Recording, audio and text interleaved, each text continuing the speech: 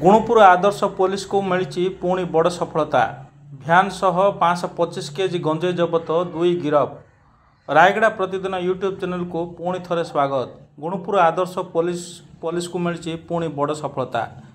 गंजेई चोराचालाण बेले खरलिंग छक निकट में पुलिस चढ़ाऊ कर एक भ्यान रु 525 केजी गंजेई जबत करने सह 2 जन को गिरफ कर कोर्ट चालाण करथिबा एक सांबादिक सम्मेलन में गुणुपुर एसडीपीओ बाबुली नायक सूचना देइचंती। सूचना अनुसार रायगड़ा एसपी निर्देश क्रमे गुणुपुर एसडीपीओ नेतृत्व में आईआईसी टीम खरलिंग छक निकट में चढ़ाऊ करथिला। चढ़ाऊ करने समय एक पिकअप भ्यान रु 525 केजी गंजेई जबत करछि। एथिसह 2 जन को मध्य गिरफ करी कोर्ट चालाण करछि। एथिरे जड़े नाबालक थिबा जना पड़छि एवं ड्राइवर को मध्य गिरफ कर जाइछि। तेबे एथिरे केउ माने संपृक्त अछंती, गंजेई केउठार आसुला एवं केउ माने एथिरे संपृक्त थिबा पुलिस अधिकारी तदंत करथुवा एनी सूचना दैछंती।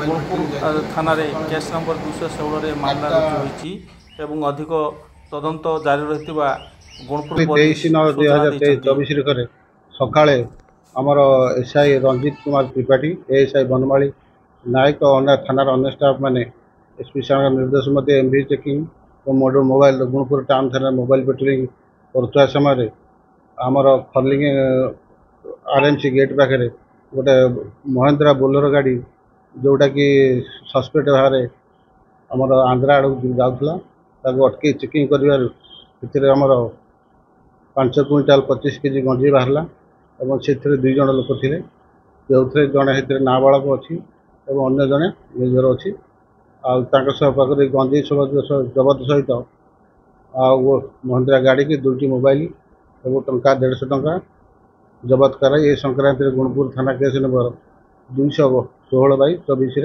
इन्वेस्टिगेशन कंटिन्यू अच्छे और अन्य मानक जी संपृक्त अच्छे धरने चेष्टा करा जगत गंजेर अनुमान मूल्य केते